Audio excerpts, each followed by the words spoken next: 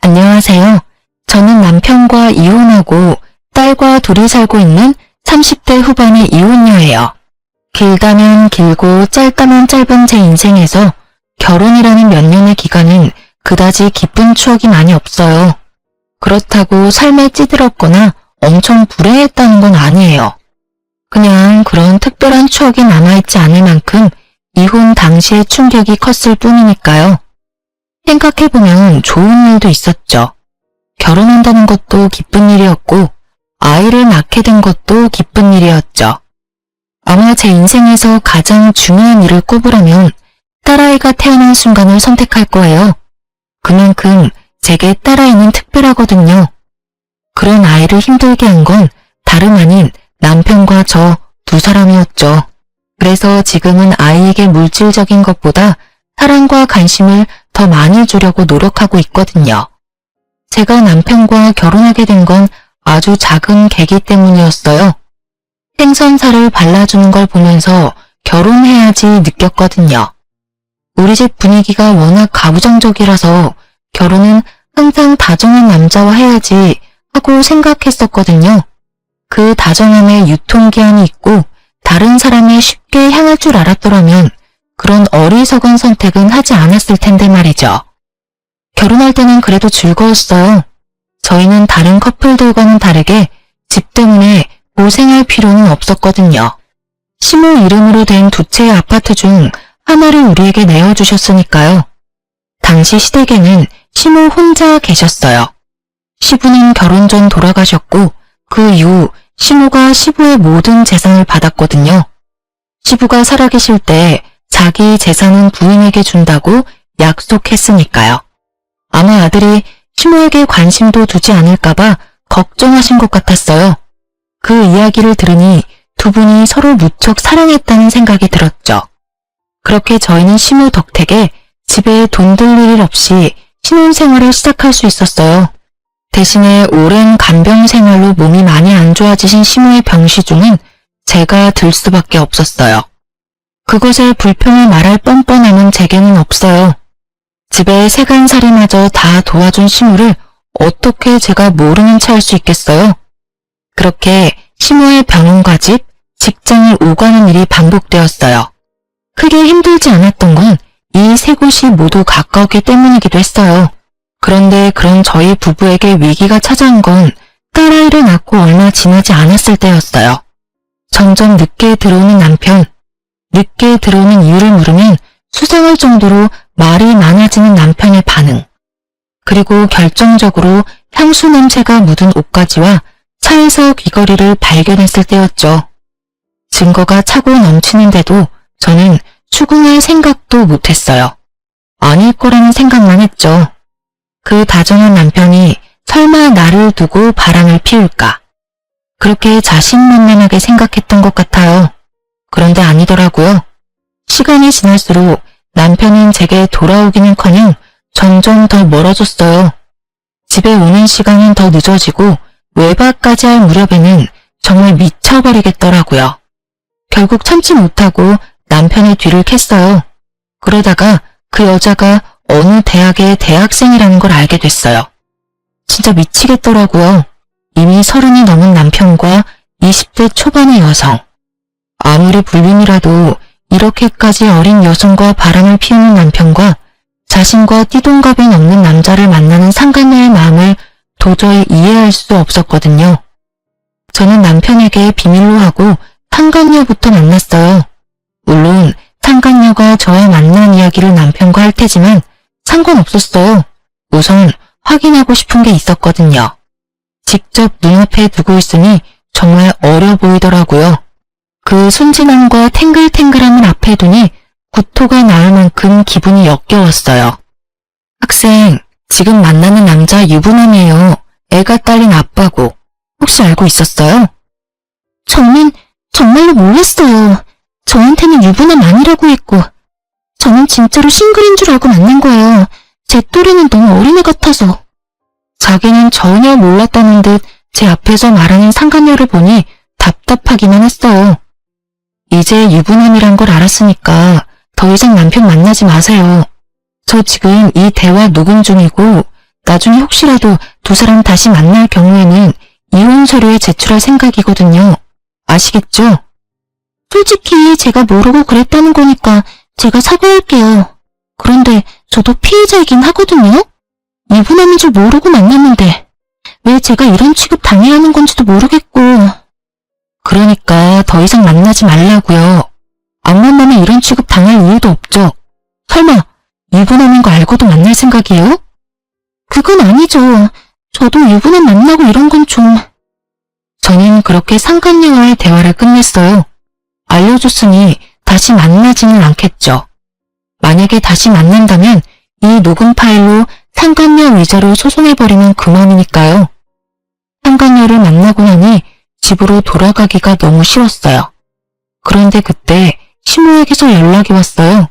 병원에서 필요한 거 있다고 좀 사오라고요. 그 덕분에 집으로 가지 않고 병원으로 갔어요. 제가 도착했을 때 시모는 고이 잠들어 있었어요. 그때 전화기가 울려 황급히 병실 밖으로 나갔어요. 남편 전화하길래 상간녀가 연락했구나 싶었죠. 여보세요? 당신 미쳤어? 왜 애를 찾아가서 그 난리를 피운 거야? 당신 지금 나한테 그런 말밖에 못해? 최소한 미안하다, 면목 없다, 이 단어가 나와야지. 아니, 당신이 잘못 알고 있는 거라고. 그 애랑은 그냥 잠깐 만난 거야. 잠깐 만난 애한테 찾아가서 그러는 건 좀 아니지. 나한테 먼저 말했으면 내가 알아서 끊었을 거라고. 거짓말하지 마. 지금도 봐. 어린 계집한테 빠져서는 헐레벌떡 나한테 전화하는 거. 지금 이 상황이 말이 되는 상황이니? 당장 내 앞에 달려와서 무릎이라도 꿇어야 하는 게 정상 아니야? 바람이 아니라 그냥 잠깐 기분 전환이었어. 같은 얼굴 매일 보고 사는데 잠깐 딴 데 보는 거 정도는 괜찮잖아. 남편 말에 어이가 없는 게 저뿐만은 아니겠죠? 저는 열받아서 남편에게 소리쳤어요. 당신은 불륜이 기분 전환이야? 어머님 아파서 누워 계시는데 어떻게 바람 피울 생각이 들어? 병원에 와본 게 도대체 몇 번이야? 어머님이 당신 보고 싶다고 할 때마다 변명해야 하는 내 기분을 당신이 알기나 해? 본전도 못 찾을 거면서 저한테 전화와서는 저딴 철없는 소리나 해대는 남편을 보니 한숨이 절로 나왔어요. 그렇게 남편과의 통화를 뒤로하고 병실에 들어갔는데 아차 싶었어요. 시모가 눈을 뜨고 앉아 계시더군요. 전화 내용을 들었을까봐 걱정되던 차에 시모가 제게 말하더라고요. 재훈이한테 전화해서 내일 병원 오라고 해라. 제가 아무 말 없이 가만히 있자 시모가 자기 핸드폰을 찾더라고요. 어머님, 몸도 안 좋은데 움직이지 마세요. 제가 그 애한테 문자 보내놓을게요. 결국은 문자를 보내고 다음날 저와 남편은 병원 앞에서 만났어요. 남편은 외박을 했거든요. 제가 뭐라 말해도 묵묵부답, 화를 내도 짜증을 내도 달래보아도 아무 반응 없는 남편에게 저도 말이 없어졌어요. 시모 병실에 들어갔더니 어머님이 남편에게 그러더군요. 너 애미 놔두고 새파랗게 젊은 년이랑 바람난 게 사실이냐? 어머니, 그런 거 아니에요. 이 사람이 뭐라고 했는지는 모르겠지만 그냥 아는 사이일 뿐이고 바람 뭐 그런 거 아니라고요. 그래? 그러면 다행이구나. 네가 만약에 정말 바람이라도 피운 거였으면 내가 부끄러워서 며느리 앞에 얼굴도 못 들 뻔했어. 아들 새끼는 엄마 병원에 쳐넣어놓고는 얼굴 한번 안 비치고 며느리가 늙은 시무 수발을 다 들고 있으니 말이다. 이런 와중에 네가 염치도 없이 바람까지 피면 내가 접시물에 코박고 죽는 게 낫겠지. 안 그러냐? 시무의 말에 남편이 입을 꾹 다물더라고요. 그 말을 들으니 자기 잘못이 더 다가왔나 봐요. 네가 결백하다니까 아무 문제 없겠구나. 내가 내 명의 아파트 2채 중에 너희 살고 있는 집 아파트 명의 며느리 앞으로 해놨다. 둘이 별 문제 없으면 누구 앞으로 해놔도 문제 없겠지. 그렇지? 그 말에 남편이 답답하다는 듯 버럭 소리를 지르더라고요. 어머니, 그 아파트를 왜 남한테 줘? 내가 어머니 아들인데. 며느리가 왜 남이야? 이 병원 간호사가 보면 네가 남이야 이놈아. 아니, 주발 들어준 며느리한테 가지고 있는 집 한 채 못 주도록 하면 내가 부려먹는 거밖에 더 되겠니? 네가 자주 얼굴 비췄으면 이런 일도 없었을 게다. 너도 바람 안 핀다며. 그럼 누가 집 명의자든 상관없을 거 아니야? 둘이 계속 결혼 생활 유지하면 어차피 너일 건데. 그 말에 남편은 또 말을 잃어버렸어요. 맞는 이야기죠. 남편이 외도를 하지 않으면 그 집은 부부의 집이니까요. 그래도 어머니, 그 집이 어떤 집인데? 그 집이 어떤 집인데? 네가 그 집 살 때 돈 못 해줬어? 그것도 아니면 내가 누구한테 주던 신경 꺼. 나는 나한테 성의를 다한 사람 무시하는 정신나간 노인네가 아니야. 엄마가 아파서 오늘 내일 하는데 어린 년이나 만나고 다니는 네가 더 정신이 나갔지.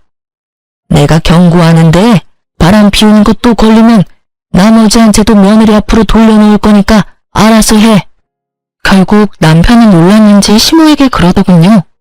알았어요. 알았다고. 더 이상 그런 짓 안 할 테니까 제발 그냥 놔두세요. 예? 남편이 나가고 저는 시모와 앉아서 시모에게 말했어요. 어머님, 그렇게까지 안 하셔도 됐을 텐데 그냥 명의 주겠다고 협박만 하셨어도 알아들었을 거예요. 너 바람 피우는데 잠깐이라고 생각하니? 절대 아니야. 그거 못 고쳐. 틈만 나면 그런 짓 하려고 생각할 게다. 그러니까 이렇게 강하게 나간 거야. 걔 아버지가 그랬거든. 나는 시부 수발 들도록 놔두고 자기는 계집질 열심히 했지. 아무리 혼내도 안 들어. 너한테 그 집 준 것도 다 어릴 때 내 생각나서 그래. 다행히도 남편이 다른 여자한테 집을 준 건 아니어서 집 두 채가 남았지만 말이다. 시모 이야기를 들으니 시모도 힘들었겠다 싶겠더라고요. 아무리 아들이라도 아들 모습에서 시부의 모습을 봤을 테니 더 엄하게 말한 것 같았어요. 그렇게 저는 제 명의 아파트 한 채가 생겼고 남편은 그 여자와 더 이상 연락을 안 하는 듯 하더군요. 집에도 꼬박꼬박 들어왔지만 대화는 거의 단절 수준이었어요. 그래도 저는 이렇게 시간이 좀만 더 지나면 모든 게 정상으로 돌아올 거라고 생각했어요. 물론 제 바람으로 끝나고 말았지만요. 이상하다는 것을 느낀 것은 남편의 불륜 사건으로부터 몇 개월쯤 지나서였어요. 이상하게 젊은 남자가 제게 연락처를 물어오더라고요. 한 명도 아니었어요. 그리고 솔직하게 말해서 착각할 일도 없을 정도로 너무 어린 남자들이라서 신종 사기꾼들인가 싶은 생각이 들었거든요. 연락처를 물어올 때 거절을 했더니 더 끈질기게 따라붙어서 그 다음부터는 제 연락처를 달라고 했어요. 제가 마음 내키지 않는다 하니 이내 자기 연락처를 주고 돌아갔어요. 그렇게 연락처를 모아뒀다가 혹시나 이 사람들이 사기꾼은 아닐까 싶어서 SNS 검색도 했었거든요. 별거 안 나오는 것 같아서 끄려다가 상간녀 생각이 나서 그 전에 알아놓은 상간녀 SNS에 들어가 어떻게 지내는지 확인하려고 했어요. 혹시 지금도 남편을 만나고 있지는 않은지 궁금했거든요. 그런데 남편과 만나는 것 같지는 않은데 그보다 더 이상한 걸 발견했어요. 상간녀 SNS를 타고 가다 보니 제게 연락한 사람들이 다 있더라고요. 이건 뭔가 문제가 있다 싶었어요. 그래서 그 친구들이 상간녀 친구라는 걸 모두 저장해뒀어요. 그리고 그날 저녁에 오래간만에 노트북을 열었다가 남편과 상간녀의 카톡 대화 내용 백업된 걸 보게 됐어요. 그 파일을 열기 전까지 저는 아직도 두 사람이 만나고 있다는 걸 확인하고 너무 열을 받은 상태였어요. 헤어진다고 했던 건 거짓말이었고 가벼운 사이라는 것도 거짓말이었던 거죠. 몇 달 동안 저를 속이고 그 상간녀를 만나고 있었으니까요. 저는 이번에야말로 절대로 용서하지 않겠다는 마음으로 파일을 열었어요. 그런데 두 사람이 나눈 내용을 보고는 숨이 멎을 뻔했어요. 저를 유책 배우자로 만들려고 남자를 저한테 계속 보낸 거였어요.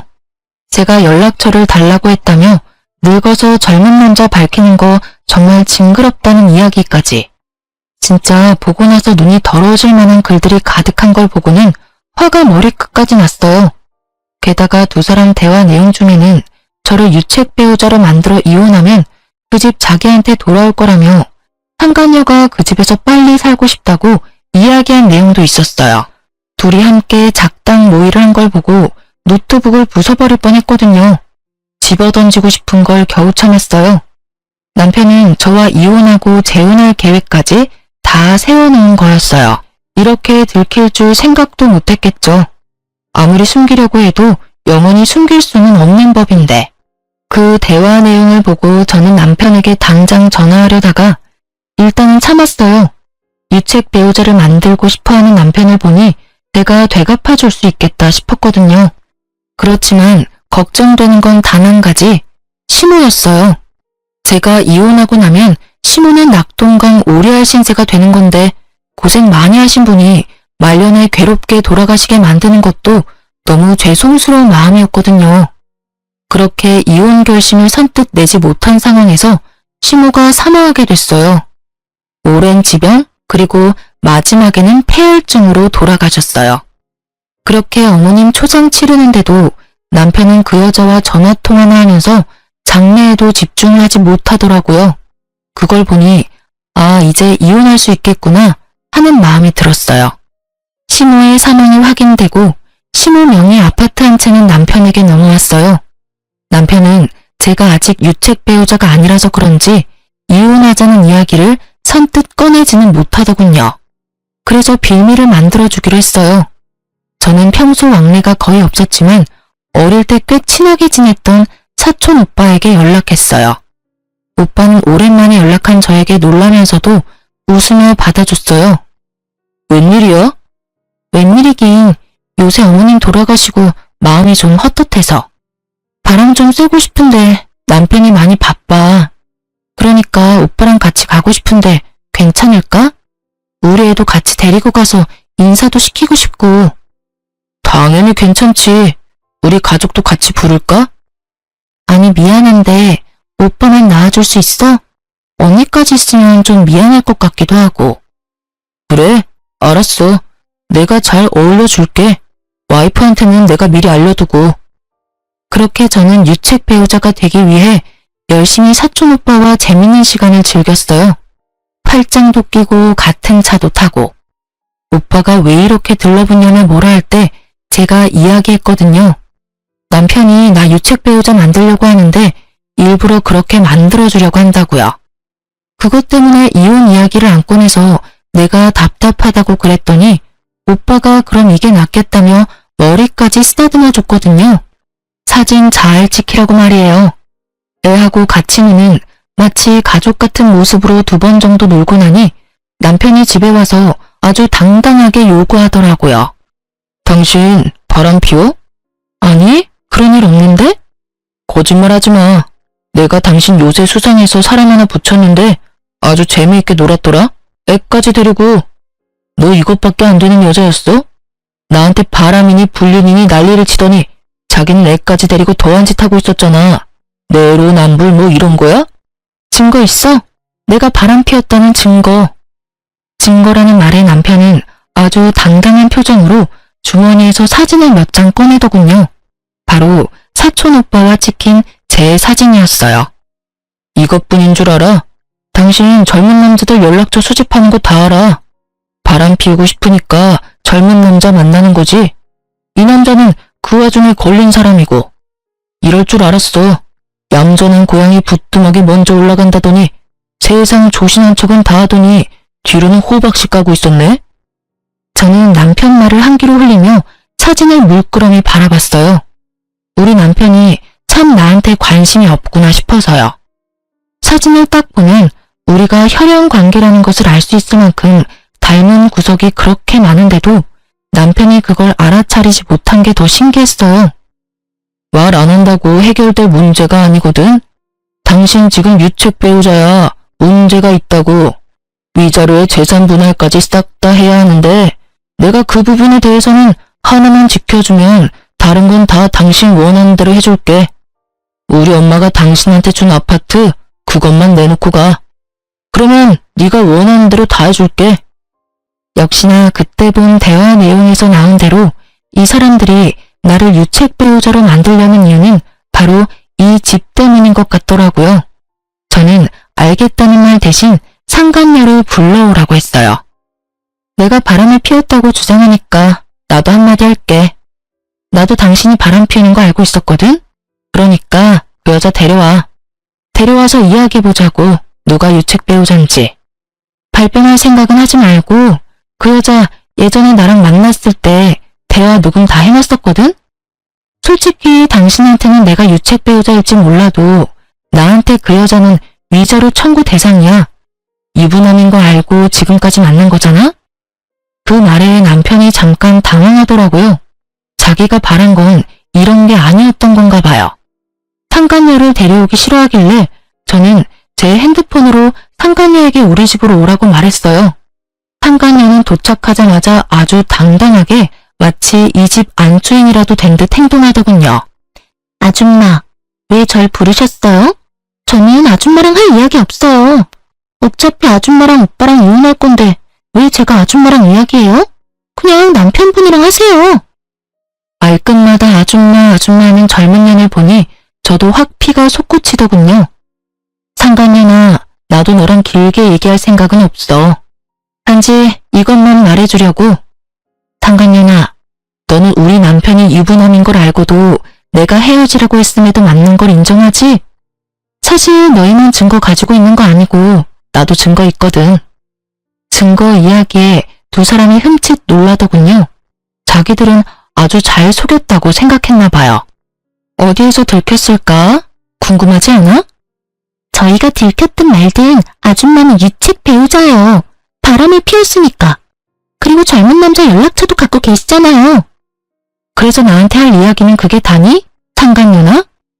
뭘 또 바라시는데요? 미안하다, 뭐 그런 말 바라시는 것만 꿈 깨세요. 제가 왜 아줌마한테 미안해요? 솔직히 사람 마음이 마음대로 되는 게 아니잖아요. 사랑이 바뀌면 당연히 기존에 있던 사람은 사라져줘야지. 싫다는 남자한테 뭐하러 매달려요? 쪽팔리게. 나 같으면 그냥 짐 싸서 빨리 나갈 것 같은데 뻔뻔해라. 그렇지. 그래서 너희들이 나한테 이혼 이야기할 때까지 기다렸어. 제 말에 순간 두 사람 다 멈칫하더라고요. 그러게요. 제가 이혼을 기다렸다고 하니 당황했나 보더라고요. 당신 이혼하고 싶다고 했지? 이혼해. 나도 이혼 생각하고 있었어. 당신이랑 그 상간녀 여전히 만나는 거 알았을 때부터. 근데 이 집은 당신한테 못 줄 것 같은데? 나 당신이 나를 유책 배우자로 만들려고 한 거 다 알고 있었거든. 그러니까 다음은 서로 변호사 대동하고 이야기하자. 그리고 상간녀나 너는 위자료 소송을 준비해놓고 뭐 너한테 유리하진 않겠지. 처음에 내가 너 만났을 때 녹음한다고 했었던 거 기억나지? 녹음한 거 이야기했고 너는 거부 안 했으니까. 그치? 큰일이야. 증거가 차고 넘쳐서. 제 말에 두 사람이 부들부들 떨더라고요. 그런 두 사람 앞에 이혼 서류를 던졌어요. 그래도 당신이 바람 피운 건 틀림없는 사실이야. 그래, 그것도 잘 이야기해봐. 어떻게 되나. 그 사진 참 잘 찍었네. 나중에 하나 뽑아줘. 가족 사진 저장 좀 해놓게. 제 말에 남편이 의아한 표정을 짓더라고요. 그게 무슨 소리야? 무슨 소리긴. 그 사진 속에 있는 남자 우리 가족인데 당신 몰랐어?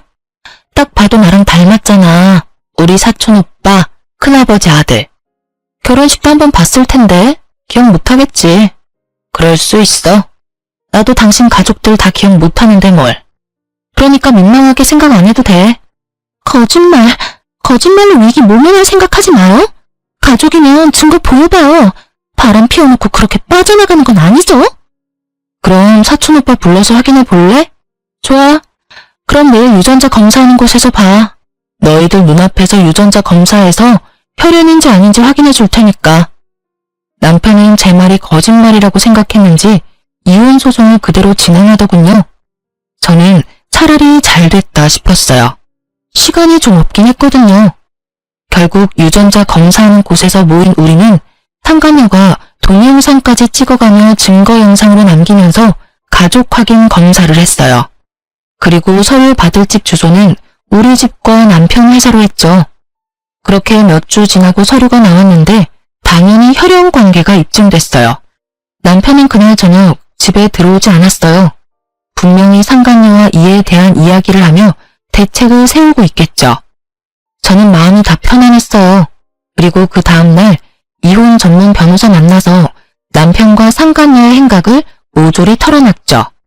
변호사를 만난 날 저녁에 상간녀와 남편이 집에 왔더군요. 가족이라 하더라도 당신이 남자 만나려고 했다는 증거는 있어. 우리는 그걸로 당신이 가정에 소홀했다고 할 거야. 그건 발뺌 못해. 다 증거가 있거든. 그래? 나도 증거 있는데 참 신기하네. 사실 나는 벌써 그 증거도 오늘 변호사한테 제출하고 온 길이야. 무슨 증거인지 알려줄까? 상간녀가 불안한 얼굴을 했어요. 당연하죠. 여태까지 자신들이 한 계획들이 모조리 다 틀어져 버렸으니까요. 저는 제가 받은 연락처와 함께 그 연락처의 주인공들이 상간녀의 친구라는 것을 알 수 있는 SNS 사진을 보여줬어요. 이 나이에 젊은 남자들한테 연락받아서 신종 사기인가 싶어서 찾아봤어. 그런데 그 사람들 사기가 아니라 누군가한테 고용된 사람들이었나 보더라고. 이런 짓까지 하면서 나랑 이혼하고 싶었어? 그럼 차라리 이혼하자고 당당하게 말했어야지. 좋아하는 여자가 생겼다고 이혼하고 정정당당하게 재산 분할해서 헤어진다는 선택지는 어디다 갖다 버렸어? 진짜 당신들 인간 이하인 거 알기는 해? 결국 참다 폭발한 제가 소리를 질렀어요. 이쯤 되면 미안하다 우리가 잘못했다 할 줄 알았는데 절대 그런 소리 안 하더군요. 입에 지퍼라도 달아놓은 것처럼요. 그래서 제가 폭발해버린 거죠. 유책 배우자 만들어서 내보내면 이 집이 당신 소유가 될 줄 알았어? 근데 어쩌나? 유책 배우자 만들려고 했던 게 너희고 그런 사실조차도 없는데 말이지. 나는 당신 외박한 사실, 상간녀 만난 거, 나를 유책 배우자로 만들려고 했다는 것 다 용서 못해. 소송하면 당신한테 유리할 줄 알았지? 천만에. 내가 더 유리하거든? 당신은 유책 배우자의 육아 방임까지 했어. 게다가 수발도 나한테 전임시키고 열심히 상간녀 만났지. 그 증거들도 다 있으니까 어디 해봐. 열심히 이혼 소송 해보라고. 그리고 당신 짐 다 싸들고 지금 당장 내 집에서 나가. 더러운 면상 꼴도 보기 싫으니까. 제 말에 남편은 멍하니 있는데 상간녀가 바락바락 대들더라고요. 아줌마, 이 집 당신 거라고 사람 함부로 내보내면 안 되죠. 아직까지 두 사람 부부 사이인데 나가라 마라 할 수 있는 거 아니잖아요. 그래? 그럼 너만 나가던가. 오래 상간녀라고 위안답시고 달려들기는. 안 나가면 신고할 거야? 제가 왜 나가요? 오빠랑 같이 있을 거예요. 아줌마가 뭔데 날대로 나가래? 결국 저는 참다 못해 부엌에 가서 묵은 소금을 봉지째 들고 왔어요. 그리고 상간녀에게 뿌리며 말했죠. 빨리 나가. 재수 옴붙을라. 너 같은 게 있으면 이 집도 부정 탈 것 같으니까 빨리 나가. 결국 제 소금 세례에 놀란 두 사람은 집에서 나갔어요. 상간녀가 입구에서 큰 소리 뻥뻥 치더라고요. 나도 이딴 집 하나도 안 좋아. 오빠, 상속받은 집 한 채 더 있죠? 우리 거기 가요. 어이가 없어서 누가 거진 줄 아나? 상간녀는 이 집을 잃는데도 그리 아쉬워하진 않더라고요. 남편이 재산이 많은 줄 알고 있는 것 같았으니까요. 실제로는 쥐뿔도 없는데 말이죠. 저는 소리 빽빽 지르는 상간녀를 입구에 세워두고 크게 웃어 보였어요. 그 남자랑 만나면 모든 게 네 생각대로 될 것 같지? 근데 어떡하나? 유책 배우자로 뒤집어 씌우려고 했던 것도 실패, 유부남 뺏어서 팔자 고쳐보려고 했던 것도 곧 실패로 끝나겠네? 잘해봐. 힘든 역경이 몰아쳐도 두 사람의 사랑이면 잘 이겨낼 수 있을 테니까. 상간녀와 남편은 제 말을 이해하지 못하더라고요. 그럴 수밖에 없겠죠. 저 두 사람은 모르고 있거든요. 신우에게 숨겨진 비밀을요. 저도 최근에 알게 된 사실이 하나 있었어요. 어머님이 돌아가시고 얼마 안 됐을 때였어요. 그때 저는 신우 돌아가시고 얼마 안 되었을 때라 연차를 쓰고 쉬고 있었거든요. 그런데 누가 집에 찾아왔었어요. 어떤 남성분인데 어머님보다는 좀 어려 보이더군요. 저를 보더니 의아한 표정으로 신우 이름을 대더니 여기 없냐고 묻더라고요. 저희가 신혼집을 차린 게 10년이 다 되어 가는데 찾아온 거 보면 꽤 오래된 지인인 듯 했어요. 저는 신우의 부고를 알렸고 상대방은 적잖이 놀라더군요. 그러고서는 굉장히 난감한 표정을 하더라고요. 제가 집 주인에게 돈을 빌려준 적이 있어요. 매달 이자를 꼬박꼬박 줬는데 갑자기 이자가 안 들어오고 연락이 끊겨서 와본 거예요. 그런데 그런 일이 있는 줄은. 저는 신호가 돈을 빌렸다는 말에 솔직히 조금 놀랐어요. 전혀 돈을 빌릴 만한 분이 아니었거든요. 저희 어머님이 돈을 빌리셨다고요? 혹시 무슨 일 때문에 빌린 건지 알 수 있을까요? 부근 병원비도 막막한데 아들 결혼까지 겹쳐서 돈이 필요하다고 해서 빌려줬어요. 집을 담보로 말이죠. 그때 누님 말로는 집이 2채나 되는데 어차피 자기 몸이 얼마 못 버틸 거라고. 죽으면 자기 살고 있는 집도 필요 없어질 테니 살고 있던 집을 담보로 돈을 빌려달라고 하더군요.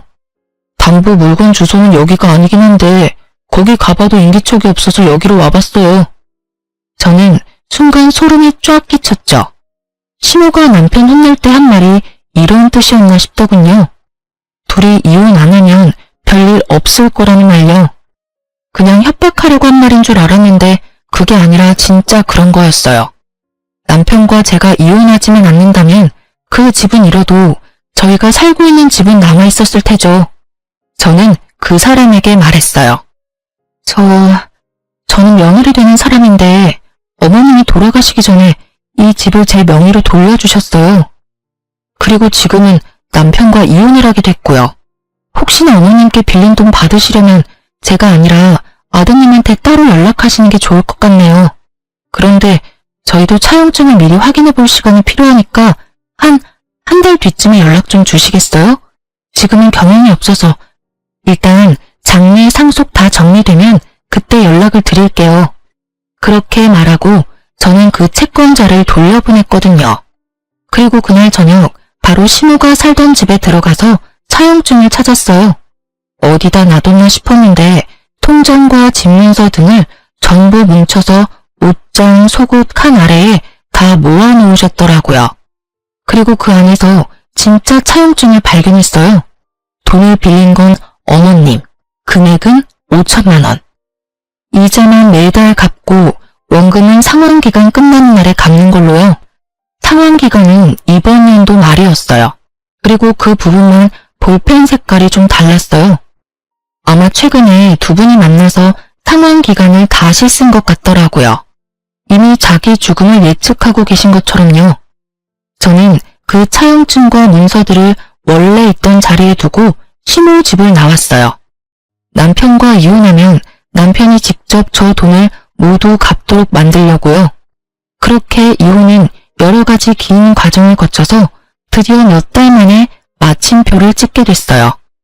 저는 공식적인 남남이 되었고요. 딸의 친권과 양육권은 제가 가지게 되었고 집도 지켰죠. 남편은 되지도 않은 술수를 쓴 것 때문에 오히려 제게 더 많은 걸 지불해야 했어요.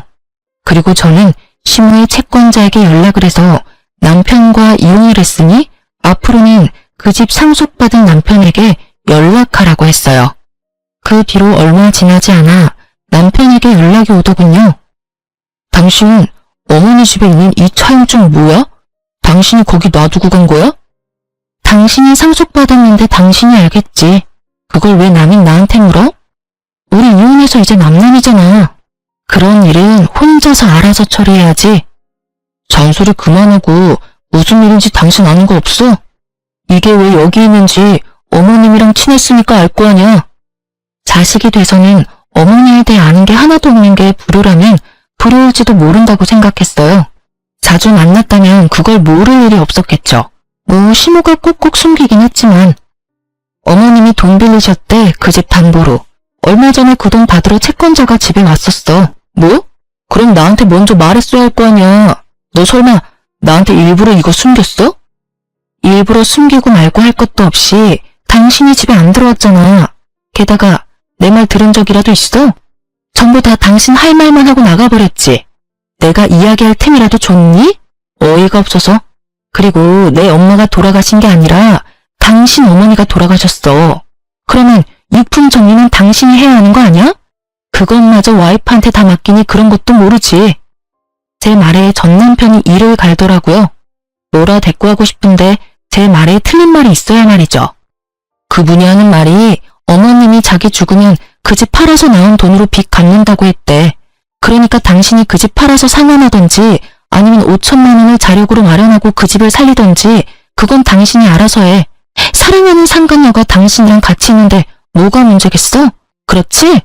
제 말에 핸드폰 너머 전 남편의 한숨 소리만 들리더군요. 이걸 미리 알았다면 이 남자가 저와 이혼을 했을까요? 절대 이혼 얘기 안 꺼냈겠죠. 저라도 있어야 어머님 빌린 돈을 어떻게든 적은 돈 들여 갚을 수 있었을 테니까요. 그런데 막상 까보니 대출 담보로 잡힌 집은 자기가 상속받은 집이고 멀쩡한 집이 제 명의로 된 거잖아요. 너 설마 이런 거 다 알고 그 아파트 당신 명의로 돌렸어? 내가 어떻게 알았겠어. 당신도 알다시피 그 아파트 내 명의로 바꿔준 거 어머님 뜻이야. 당신도 다 들었잖아. 아, 그러고 보니 그때도 당신 잘못으로 그 아파트가 내 명의가 됐네. 지금도 당신 잘못으로 당신 아파트가 없어질 상황이고 당신도 참 대단하네. 어떻게 찍는 것마다 다 이 모양이야? 핸드폰 너머로 열받아서 소리를 지르는 상간녀 목소리가 들리더군요. 이게 다 뭐야? 오빠 그러면 이제 이 집도 없는 거야? 아, 진짜 말도 안 나오네? 이건 좀 아니잖아. 저 아줌마한테 이거 못 맡겨? 그 소리를 듣고 저는 전 남편에게 말했어요. 사랑하는 상간녀가 힘들어하네? 우리는 남남이라서 그거 나한테 못 맡길 거라고 상간녀한테 알려줘. 그리고 앞으로는 이런 일로 나한테 전화하지 마. 당신 일은 당신이 알아서 해. 그러고 저는 전화를 끊었어요. 그리고 한 달쯤 지났을까요? 심호의 채권자로부터 돈 다 돌려받았다는 문자가 왔어요. 그래서 남편이 어떻게 그 돈을 상환했나 싶어 확인해봤더니 글쎄 집을 팔았더군요. 상간녀가 그 집을 팔기를 원하지 않았을 텐데 어떻게 잘 팔았구나 싶었는데 팔고서는 그 차액으로 전세를 들어간 게 아니라 월세를 빌려 들어갔다고 하더군요. 이상했어요. 못해도 억은 넘는 집 팔고 5천만 원 갚고 나면 돈이 남을 텐데 그 돈이 다 어디로 갔냐 그 말이죠. 남편은 2달 뒤에 제게 찾아왔더군요. 그러고는 제발 용서해달라며 무릎부터 꿇었어요. 아파트 현관 입구에서 그러는 게 너무 남보기 부끄러워 어쩔 수 없이 집 안으로 들였더니 집안을 쭉 둘러보고는 시무룩해지더군요. 자기 흔적이 다 사라져서 그랬던 것 같은데 어쩌라고요. 이제는 딸이랑 둘만 사는 집인데. 여기 왜 왔어? 당신 이미 이혼했고 남남이야. 애가 보고 싶으면 면접 교섭권 써서 밖에서 만나던지. 미안해. 여보, 당신 없이 사는 거 너무 힘들어. 나한테는 당신이 필요하다는 걸 이제야 깨달았어. 그러니까 제발 딸이랑 같이 내 곁에 돌아와주면 안 될까? 무슨 귀신 씨나를 까먹는 소리야. 실없는 소리 할 거면 집에 가. 어이가 없어서. 젊은 여자 쫓아서 이혼하자고 한 건 당신이야. 그런 일을 당하고도 널 받아주면 내가 여기 왜 있어? 절에 가서 비구니가 되던지 성당 가서 수녀님을 했겠지. 난 그렇게 이해심 많은 여자가 아니야. 그러니까 제발 헛소리 좀 그만해. 나 그 집 팔고 남은 돈 그 여자한테 다 뺏겼어. 내가 그 집 팔고 나가야 한다고 했더니 이상하게 조용하더라고. 그래도 돈부터 갚아야 해서 집을 팔고 전세 계약하려고 했는데 걔가 전세 계약금으로 뒀던 돈 다 들고 날랐어. 나는 빈털터리로 급한 김에 월세방 얻어서 살고 그래서 그게 우리 집에 올 이유가 되긴 해. 당신이 나 싫다고 떠나갔으면 그 여자를 찾아다녔어야지. 찾았는데 남자가 있었더라고. 나 만나는 동안에도 계속 친구라면서 만나던 친구 있었어. 그런데 둘이 동거하고 있더라고. 집에 있는 거 분명히 아는데 나오지도 않고 그 남자만 내보내서 말 시키고 그 남자가 하는 말에 충격받아서 집에 돌아왔어. 뭐라고 하던데? 둘 사이에 애라도 생겼니? 그게 아니라 돈도 없는 게 젊은 여자는 왜 찾냐고 모욕적인 말을 하더라고. 그 이야기 듣고 완전 열받아서 거기에 한바탕 난리 피워주고 그렇게 집에 왔어. 그리고 그 여자한테 경고 날렸지. 돈 안 돌려주면 혼인빙자 사기로 신고할 거라고 했더니 겨우 반쯤 돌려주더라. 나머지는 또 어떻게 받아야 할지 걱정이야. 그 이야기를 듣는데 웃음이 나더라고요. 둘 다 참 저한테 한 집보다 더 크게 당했더라고요. 그렇게 좋아 죽고 못 살더니 결국에는 서로를 향해 칼끝을 들이대는 사이가 됐으니 알아서 걱정해. 난 그런 사실 알고 싶지도 않고 관심도 없어. 그리고 나 늙을 만큼 늙었거든? 당신 취향의 젊은 여자나 계속 찾아봐. 늙어빠진 아줌마 찾아오지 말고. 저는 그렇게 말하며 헛소리 실실 해대는 전 남편을 집에서 내쫓아버렸어요. 집에서 내보내고는 한참을 웃었어요. 아까 웃지 못한 것까지 앞에서 펑펑 웃었죠. 어떻게 웃지 않을 수가 있겠어요? 그렇게 호되게 당한 전 남편과 상간녀를 보니 너무 고소해서 실소가 터져 나오더라고요. 그렇게 저와 전 남편의 인연은 그렇게 뚝 끊어졌답니다. 그 뒤로 연락 한 번 오지 않았으니까요. 솔직히 딸아이 생각하면 남편의 존재가 아쉽기도 하지만 딸아이는 아빠라는 존재에 대해 그다지 관심 자체가 없더라고요. 나중에 혹시 애 정서에 문제가 있는 게 아닐지 걱정되어서 진지하게 물어봤는데 아무 느낌이 없는 건 아니라고 하더군요. 다만 자기가 원하는 건 다정하고 좋은 아빠인데 아빠가 젊은 여자랑 바람나서 모든 걸 잃고 망한 아빠라는 걸 알고 나서는 그냥 너무 한심해서 관심이 없어지더랍니다. 참 부모가 돼서 이런 취급 당하는 것도 피해야 할 일 중에 하나겠죠. 저는 남편과 이혼 후에 착실하게 딸을 서포트하며 잘 살고 있어요. 가끔 어려울 때도 있기는 하거든요. 제가 이 집과 위자료를 받기는 했지만 그것이 육아와 살림에 커다란 도움이 되지는 않거든요. 그렇지만 지금 딸과 둘만 보내는 시간이 남편과의 결혼 기간보다 더 많은 추억과 기억을 만들어주거든요. 결혼 기간 동안 남편과 놀러간 일도 크게 없었는데 지금 딸아이와 공연이나 영화를 보러 가거나 식사를 하고 여행을 하는 등 정말로 알차고 행복하게 시간을 보내고 있어요. 하나를 얻으려면 하나를 잃을 수밖에 없다고 하는데 행복을 하나 얻으려고 남편을 잃었나 싶은 생각도 들어요. 제 이야기를 들으시면 저런 남편도 있나 싶겠지만 세상에는 별의별 사람이 다 있답니다. 이혼 이야기를 꺼내는 것도 사실 큰 용기를 낸 거예요. 아직 제 직장 사람들도 이 정도로 세세하게는 알지 못하거든요. 젊은 여자와 남편이 바람났다는 이야기를 쉽게 할 수 있는 여자가 세상에 있기는 할까요? 그래도 이렇게 이야기하고 나니 마음에 맺힌 응어리도 조금씩 풀어내는 기분이 들어요. 긴 사연 들어주셔서 감사해요. 다들 좋은 하루 되시길 바랍니다.